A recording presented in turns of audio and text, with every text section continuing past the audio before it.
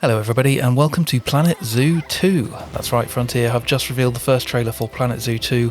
Along with the release date, it is coming out this year on the 13th of October 2026. I've got the trailer playing in the background there and I'll go over the headlines and then just sort of have a little yap about my thoughts and feelings on the game and its place on the channel, given that I've previously only made Planet Coaster content on here. So yeah, and on that note, I think it's sensible to say, of course, if you really want to know what a zoo enthusiast makes of all this in terms of, do the animals look good? Do the animals look realistic and cool and, you know, all that sort of stuff? Obviously, there are lots of great zoo content creators that will be talking about that stuff. But that doesn't mean that I'm not quite excited by what I'm seeing here from Planet Zoo 2. Even before this trailer, just knowing that the game existed and with how much I've been enjoying Planco 2, the cogs have been whirring a bit with some ideas since they announced the game a little while back.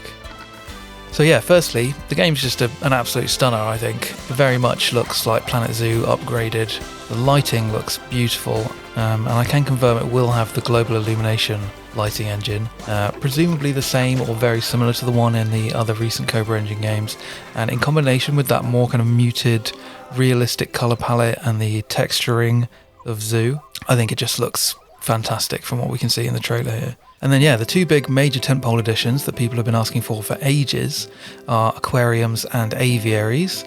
We've got birds, we've got fishies, we've got salt and freshwater fishies actually. And they talk about in the materials a fully customizable meshed ceiling netting tool, which sounds and looks great from this trailer. You can see some really cool looking aviaries in a couple of the shots. And likewise the aquariums look stunning. The global illumination in combination with like the water shaders and everything, the way the light is kind of, you know, doing stuff in the water, like the shot of the turtle and the shot of the girl standing in front of the big window just looks super nice. One potential project I have in mind would just be to do like just an aquarium, because I mean, never say never, but it's hard to see myself currently building an entire full scale like massive zoo, but something more focused like an aquarium or just a bird sanctuary, like that's really appealing to me.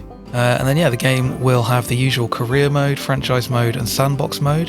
We don't have much information on that yet, but I'm assuming it's going to be par for the course sort of Frontier fare. It will be really interesting to see if the career mode is a bit more challenging this time, maybe. I know the Frontier kind of campaign and challenge mode historically have not been particularly challenging, so it would be nice to see Frontier push the boat out on that front. And then yeah, speaking of sandbox, on the building front, the game comes with 4 brand new themes, quote, covering architecture from around the world. And one of them seems to be this kind of tropical or East Asian, Southeast Asian kind of thing we can see in the trailer.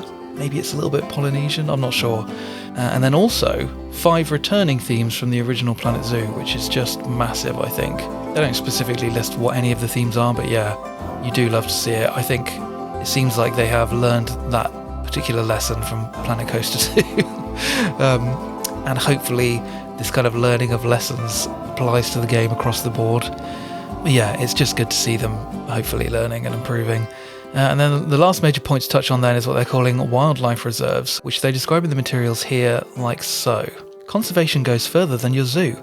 Take on conservation projects and meet specific requirements to release your animals into customizable, expansive wildlife reserves across the globe in living ecosystems created by you. Design, maintain and observe a network of entirely natural environments that allow the animals to thrive, and then improve your zoo with research, all whilst maintaining a minimal staff presence. And I'm guessing this is what we're seeing at the very end of the trailer, that sort of expansive, wilded area. And yeah, it looks and sounds really interesting. It kind of feels a little bit more like it's geared towards sandbox players that are who are aiming still to kind of build a functional zoo within the game's mechanics, rather than those of us that tend to just sort of throw all of that out the window and just build a kind of a diorama. But yeah, it's going to be very interesting to see how this works. Obviously they do say minimal staff presence. I guess we have to see, but yeah, immediately I thought of Slimbridge Wetland and Wildfowl Trust Centre in the UK. And yeah, I kind of love the idea of making something like that, where you have just sort of like an entrance building and a gift shop, and then most of the property is just this huge marshland,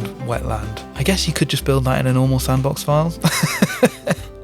Yeah, we don't know. We don't know how this works, what the limitations are, if there are any. So yeah, very, very interested to see what that is and how that works and all that stuff. But yeah, I think that's basically all the big hitter, top line, headline news that's worth me covering. As I say, there will be zoo people that have probably many more interesting things to say about other aspects of what we're seeing here. But yeah, overall, I'm really impressed with this initial brief look at the game. It's making a lot of big promises. Of course, we need to wait and see. We need to see extended gameplay. We need to get hands-on with the game and all of that before we know truly. But yeah, I think it's quite exciting. Just the look of the game in the trailer. Anyone who was around for the launch of Planet Coaster 2 could be quite fairly feeling a little bit skeptical, a little bit burned. So yeah, we need to exercise some caution, but from what we've seen here, it's a very solid first impression. It's very exciting, and I'm very much looking forward to seeing more of the game. In terms of me playing it, I never got heavily into Planet Zoo 1, partly because my heart just wasn't in the zoo thing. And then in combination with that, I think I had a little bit of Planet Coaster 1 fatigue when the game came out, and they had sufficiently kind of changed the UX of the game that it was enough of a hurdle that I just wasn't up for brute forcing it, like relearning all the muscle memory and everything like we had to do with Planet Coaster 2. The same thing happened with Jurassic World Evolution 3. Like I bought the game and started playing it, and I was like, this is just it's too different, and I'm not that bothered. So I just refunded it in the end. But yeah, like with many other Planco players, I was always super jealous of the foliage and the rocks, the textures, the scenery items, the lighting. Like Planet Zoo just had it going on. It had this really nice kind of, the art direction overall was kind of more realistic, and I think many people were kind of hoping or wanted Planet Coaster 2 to be more like Zoo than it ended up being, I think, in a lot of those ways. So yeah, I feel a combination of kind of excitement and slight jealousy. And I've loved watching loads of content from people like Rubal, stuff Mike Sheets was doing, Haribo and Christina are insane, Remnant and Jash, Eben, ZHS Plays. I'm sure there are loads of really talented Zoo creators, but yeah, I was always like really inspired by the game and enjoyed watching a lot from it. So as I said earlier, when they announced they were making Planet Zoo 2, I think maybe because I've been enjoying Planet Coaster 2 so much this time around, and the kind of gap between the games was much shorter, they've kind of caught me They've caught me at a very hype time in my life, and I'm just much more excited at the prospect of it all and giving it a proper go. That is, of course, assuming that the game is not a complete disaster at launch. I think I'd like to try at least trying to build some small projects. Yeah, you know, I love the idea of like a petting zoo style thing, or just something small like that anyway. We have loads of those in the UK, and they're usually called something farm. And, you know, there's a farm shop and a garden centre and a soft play and a petting zoo. Like that, I think that kind of thing would be really fun to try and build. And like I said earlier, an aquarium, that interests me quite a lot. Bird sanctuary, yeah, lots of fun, smaller scale, like more focused ideas. Something jank like a Gator Land could be fun. Something a little bit Silver Sandsy. And yeah, on that note, with Silver Sands nearly done, I think obviously Planet Coaster 2 is not going to be going anywhere on the channel. There's still plenty to be getting on with, but with Silver Sands nearly done, I think I'll probably leave that third slot open, assuming I don't have some amazingly inspirational idea for Planet Coaster 2 that I simply can't resist. My current plan is to sort of leave that third slot open and then maybe look to replace that with something zoo themed in the future. But yeah, I don't know, like I say, we've got to wait and see. I don't want to get too ahead of myself, but I can't deny I am excited by the trailer here, and I'm praying that Frontier have learned and cooked very hard. It certainly looks beautiful. So yeah, I am of course interested to hear your thoughts in the comments below. What did you think of the trailer? Are you excited? Are you nervous? Are you confused? What did you have for breakfast? Please let me know. For now, and until we get some more news, that's all on Planet Zoo 2. And as always, I very much appreciate you stopping by. Until next time, bye!